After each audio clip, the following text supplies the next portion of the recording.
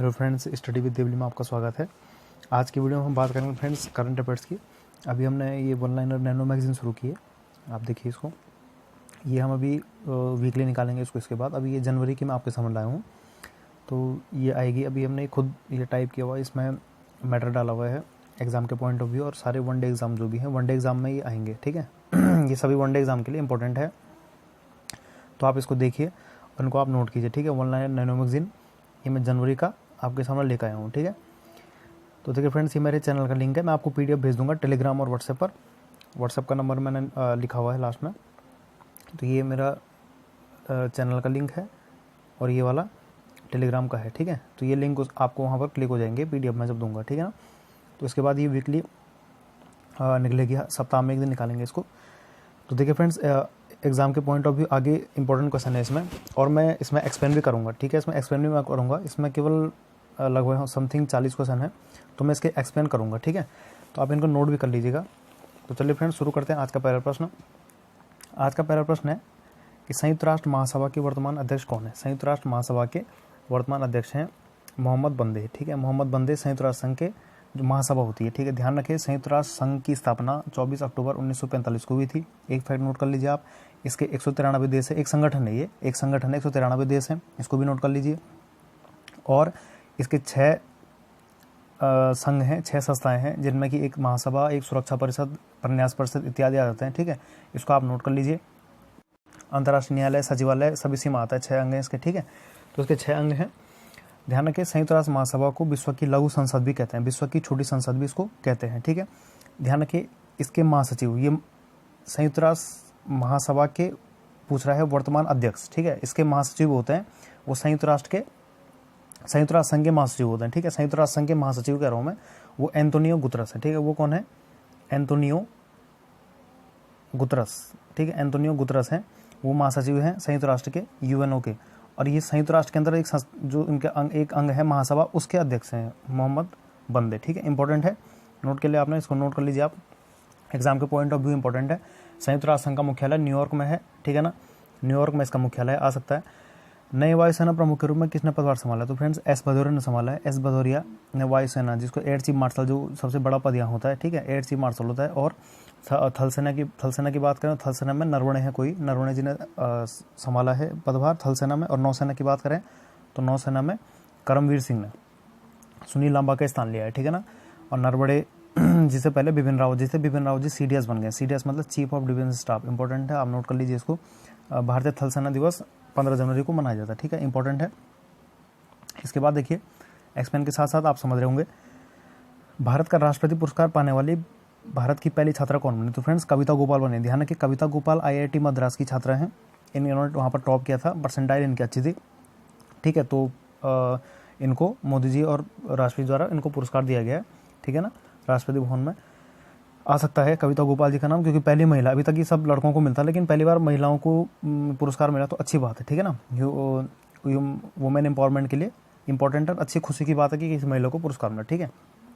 इसके बाद देखिए, फिल्म से दादा साहब फाल्के पुरस्कार किसे दिया गया 2019 में? तो ये दिया गया फ्रेंड्स अमिताभ बच्चन को। ध्यान रखिए, दादा साहब फाल्के पुरस्कार भारत में फिल्म क्षेत्र में दिया जाने वाला सबसे बड़ा पुरस्कार है, ठीक है। इसकी शुरुआत हुई थी 1969 से दादा साहब फाल्के पुरस्कार की शुरुआत हुई थी।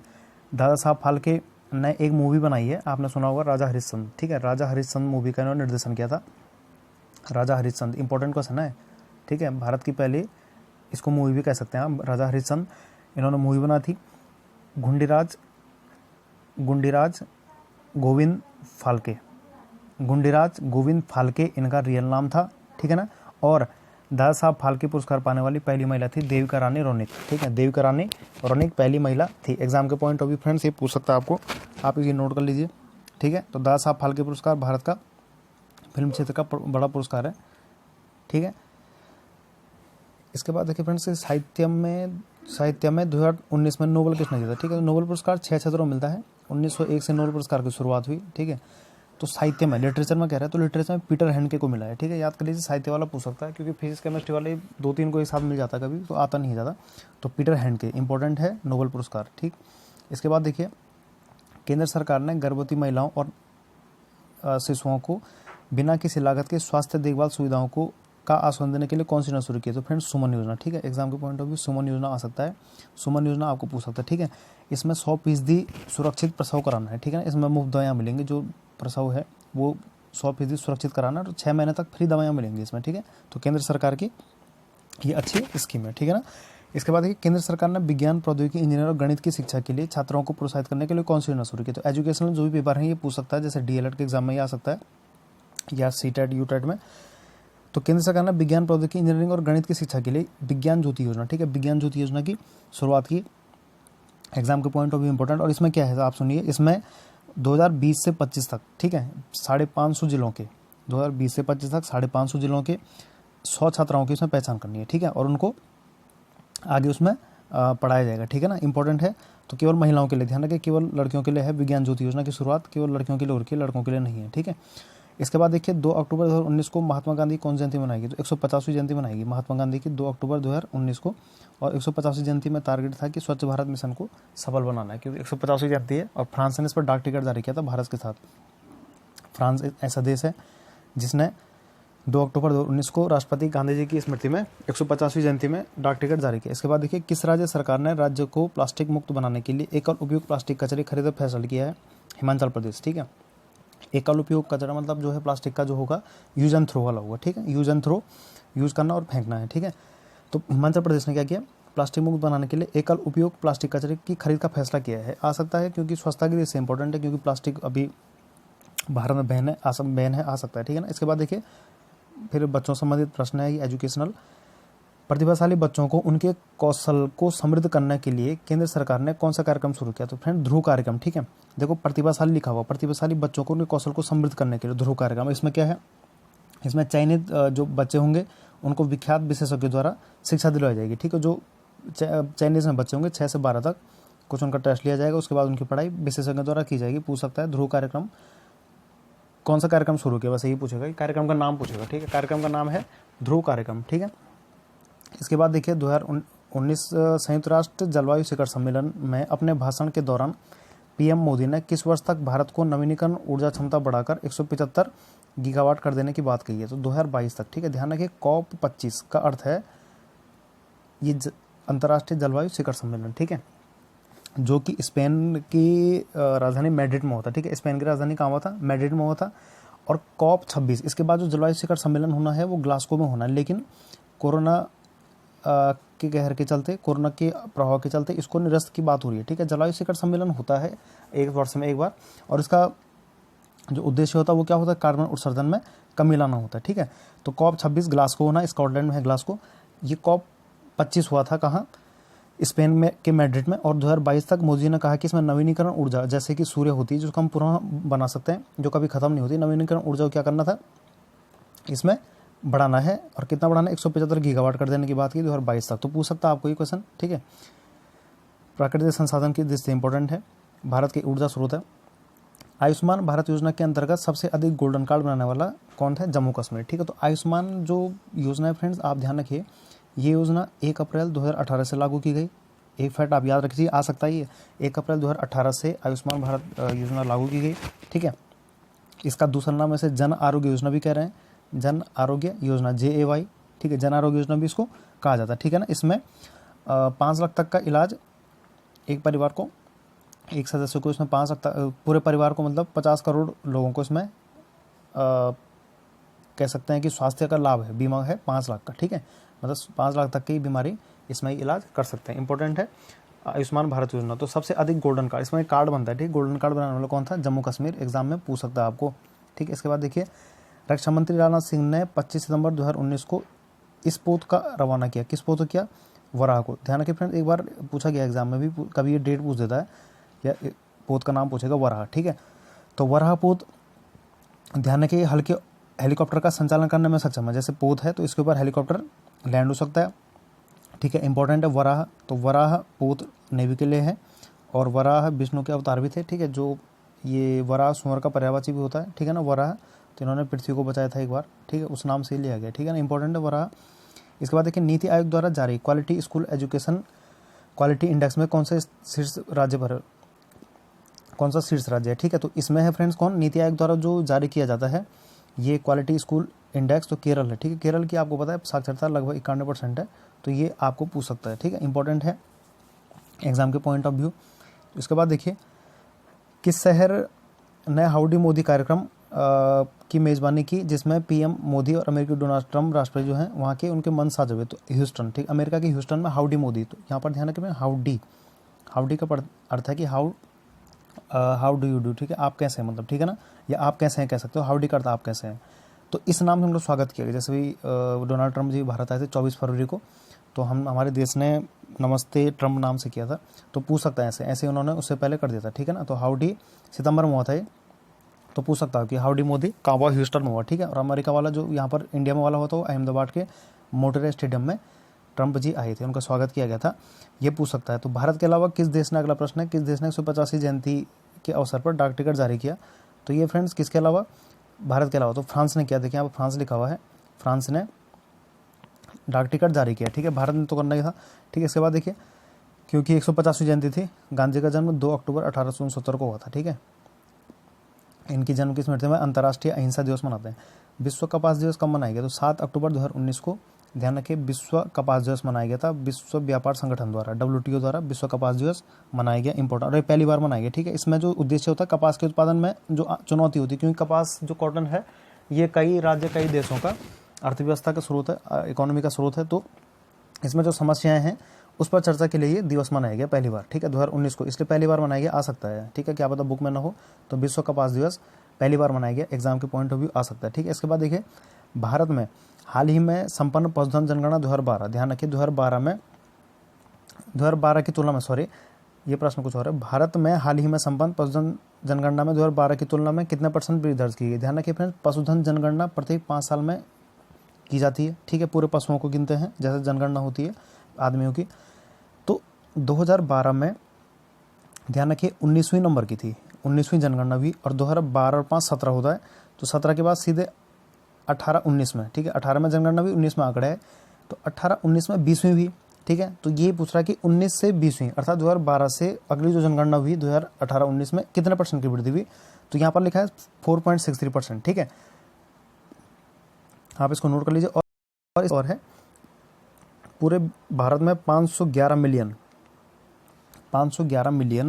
पशु थे 2012 में, और अब हुए हैं 535 मिलियन, तो बढ़ोतरी हुई है। इन दोनों के बीच जो बढ़ोतरी है वो 4.63% की है।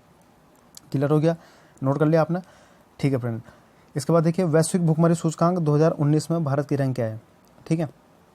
तो भारत की रैंक है फ्रेंड्स 102वीं, वैश्विक भुखमरी सूचकांक में भारत की 102वीं रैंक है, पूछ सकता है एग्जाम के पॉइंट ऑफ व्यू, ठीक है ना, ये प्रश्न आ सकता है। और ये ग्लोबल हंगर इंडेक्स जारी करता है, ठीक है ना, ग्लोबल हंगर इंडेक्स, तो ग्लोबल हंगर इंडेक्स को जारी करता है, ग्लोबल हंगर इंडेक्स, ठीक है, इसको जारी करता है, ठीक है ना। इसके बाद देखिए नेक्स्ट क्वेश्चन है कि इंदिरा गांधी पुरस्कार या इंदिरा गांधी शांति पुरस्कार 2019 किसे दिया गया। तो फ्रेंड्स ये पुरस्कार समाज सेवा में दिया गया डेविड एटनबरो को, ठीक है, 2019 का दिया गया। और इंदिरा गांधी शांति पुरस्कार 1986 से ये प्रदान किया जा रहा है, ठीक है, इंपॉर्टेंट है, समाज सेवा, निरस्त्रीकरण, ठीक है, यह शांति बनाए रखना में ये पुरस्कार दिया था। इसरो को मिल चुका है 2014 में, ठीक है। भारतीय अंतरिक्ष अनुसंधान संस्थान जिसकी स्थापना 1969 में हुई थी, उन्हें इंदिरा गांधी पुरस्कार दिया जा चुका है 2014 में, ठीक, नोट कर लिया, ठीक है। इसके बाद देखिए नेक्स्ट पढ़ते हैं, 5वां भारत अंतर्राष्ट्रीय विज्ञान महोत्सव कहाँ आयोजित किया गया, ठीक है, ये किया गया कोलकाता में, ठीक है। अंतर्राष्ट्रीय विज्ञान महोत्सव हर साल होता है, तो कोलकाता पश्चिम बंगाल की राजधानी में विज्ञान, ठीक है, यहाँ पर वैज्ञानिक अपनी बात रखते हैं। इसके बाद देखिए, भारत ने कुपोषण को कम करने के लिए कौन सी योजना शुरू की। तो ध्यान रखिए कुपोषण को कम करने के लिए भारतीय पोषण कृषि कोष, ठीक है, भारतीय पोषण कृषि कोष नाम से एक योजना शुरू हुई है, इसको आप नोट कर लेंगे, ठीक है। इसके बाद देखिए, भारत का पहला केरोसिन मुक्त जिला कौन बना। तो फ्रेंड्स ये गांधीनगर बना, गुजरात की राजधानी, यहाँ पर केरोसिन का, इसको मिट्टी का तेल भी कहते हैं, तो यहाँ पर केरोसिन का पूर्ण तो यहाँ पर बैन हो गया है, ठीक है, भले कहीं कहीं यूज़ करते होंगे अभी, लेकिन ऑफिशियली यहाँ पर पहला केरोसिन मुक्त जो डिस्ट्रिक्ट बना वो गांधीनगर बना है, ठीक है, याद कर लिया, ठीक। इसके बाद देखिए, वार्षिक जलवायु सम्मेलन कॉप जिसको कह रहे हैं, कॉप COP कॉप जो है ये 25वें नंबर का कॉप है, इसलिए कॉप 25 कह रहे हैं, 2019 में हुआ था। ये मेज़बानी किसने की, मतलब कहाँ हुआ, तो मैंने बताया था स्पेन की राजधानी मैड्रिड में। तो यहाँ पर मोदी जी गए थे और क्लाइमेट एक्शन चेंज पर बात हुई, ठीक है फ्रेंड। तो कार्बन उत्सर्जन वहाँ पर बात हुई होगी, कार्बन उत्सर्जन कम करने की वहाँ पर बात होती है। ठीक है, इसके बाद ये COP26 ग्लासगो में होना था, लेकिन कोरोना के चक्करों में ये नहीं हुआ है। ठीक है, इसके बाद देखिए रग्बी विश्व कप विजेता 2019 कौन बना? रग्बी फुटबॉल से है तो दक्षिण अफ्रीका बना, इंपॉर्टेंट है, रग्बी पूछ सकता है। इसके बाद खेल का ही है प्रश्न, सालोलेक्स ओपन बैडमिंटन टूर्नामेंट किसने जीता? सालोलेक्स ओपन बैडमिंटन टूर्नामेंट जीता फ्रेंड्स लक्ष्य सेन ने। ये उत्तराखंड से है, इसलिए उत्तराखंड में पूछा भी गया है, बहुत बार आता है एग्जाम में। इनके भाई चिराग सेन भी बैडमिंटन खेलते हैं। ठीक है, इंपॉर्टेंट है, लक्ष्य सेन वाला प्रश्न आ सकता है आपको, नोट कर लीजिए इसको। इसके बाद देखिए एशियन शूटिंग चैंपियनशिप 2019 में स्वर्ण पदक किसने जीता? तो फ्रेंड्स मनु भाकर ने जीता। Manu Bhaker 10 metre air pistol, ठीक है, पिस्टल होती है, इसकी शूटिंग में है, प्रतिभाग करती है। तो एशियन शूटिंग चैंपियनशिप 19 में स्वर्ण पदक जीता मनु भाकर ने, नोट कर लीजिए आप इसको। ठीक है, एग्जाम में पूछ सकता है आपको। ठीक है, तो देखिए फ्रेंड्स ये मनु भाकर है, ऐसी पिस्टल होती है, आप इसको देख लीजिए। तो ऐसी पिस्टल होती है 10 मीटर की, ये 10 मीटर तक निशाना साधेगी, और ये मनु भाकर जी हैं। ठीक है, इन्होंने स्वर्ण पदक जीता है। ठीक है, एग्जाम के पॉइंट ऑफ व्यू इंपॉर्टेंट है, पूछ सकता है आपको। ठीक है, इसके बाद देखिए नेक्स्ट क्वेश्चन, इसके बाद है बहुचर्चित अयोध्या विवाद पर फैसला कब आया? तो 9 नवंबर 2019 को है फ्रेंड्स। ठीक है, जो विवादित जमीन थी वहाँ पर तो राम मंदिर बनाने की बात हुई। ठीक है, और जो अन्य जगह थी वहाँ पर 5 एकड़ में उनको जगह दी गई मुस्लिमों को मस्जिद बनाने के लिए। ठीक है, इंपॉर्टेंट है, तो सुप्रीम कोर्ट का ये फैसला आया था। ठीक, इसके बाद देखिए ये प्रश्न आ सकता है आपको, इंपॉर्टेंट है, आसियान शिखर सम्मेलन 2019 कहाँ आयोजित किया गया? आसियान शिखर सम्मेलन, ठीक है, तो आसियान शिखर सम्मेलन थाईलैंड की राजधानी बैंकॉक में हुआ। ठीक है, आसियान इंपॉर्टेंट है एग्जाम के पॉइंट ऑफ व्यू, इसमें 10 देश हैं, आसियान ASEAN आसियान। ठीक है, दक्षिण पूर्वी एशियाई देशों का संगठन है, 1967 में इसकी स्थापना होती है, इंपॉर्टेंट है एग्जाम के पॉइंट ऑफ व्यू। और इंडोनेशिया की राजधानी जकार्ता में इसका मुख्यालय, एक संगठन है ये। ठीक है, एक संगठन है, इंडोनेशिया की राजधानी जकार्ता में इसका मुख्यालय है। उसका पूरा नाम है friends association of south east Asian Nations. ठीक है, आसियान 8 अगस्त 1967 में इसकी स्थापना हुई थी। ठीक है, इसका केंद्रीय सचिवालय कहाँ है? इंडोनेशिया की राजधानी जकार्ता में, आप नोट कर लीजिए। ठीक है, एग्जाम में पॉइंट आ सकता है फ्रेंड्स ये क्वेश्चन आपको। ठीक है, इसमें 10 देश हैं, जैसे सार्क भी है, अनेक संगठन और भी हैं, ग्रुप 8 है, अन्य संगठन है। ठीक है, तो आप इसको नोट कर लीजिए। इसके बाद देखिए गुटनिरपेक्ष आंदोलन सम्मेलन कहाँ आयोजित किया गया? ठीक है, तो गुटनिरपेक्ष जो आंदोलन है, तो ये एक आंदोलन नहीं बल्कि एक संगठन है। ठीक है, एक संगठन है, और इस संगठन की स्थापना 1961 में हुई थी। एक अंतर्राष्ट्रीय संस्था है, संगठन है, कोई आंदोलन था, आप आंदोलन मत समझना इसको। तो इसकी जो समिट हुई थी, सम्मेलन हुआ था, वो अजरबैजान की राजधानी बाकू में हुआ था। अगर अजरबैजान के वहाँ बाकू में एक जगह है, वहाँ हुआ था। ठीक है, गुटनिरपेक्ष आंदोलन की जो मीटिंग हुई थी। ठीक, इंपॉर्टेंट है, इसमें भारत से उपराष्ट्रपति गए थे, वेंकैया नायडू जी गए थे, इंपॉर्टेंट है। ठीक है, इसमें जैसे शांति बनाए रखना इसका मुख्य उद्देश्य होता है। ठीक है, गुटनिरपेक्ष आंदोलन का जो संगठन है, इसका उद्देश्य क्या होता है?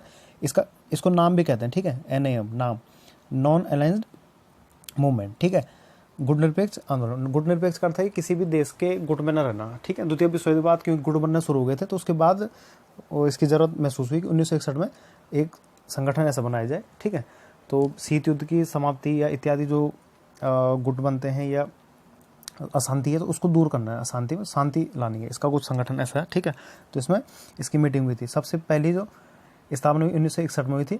ठीक है, बेलग्रेड में, इसकी स्थापना बेलग्रेड में, नाम की स्थापना आप इनको डिटेल के और पढ़ लेना। ठीक, तो पूछ सकता है आपको ये।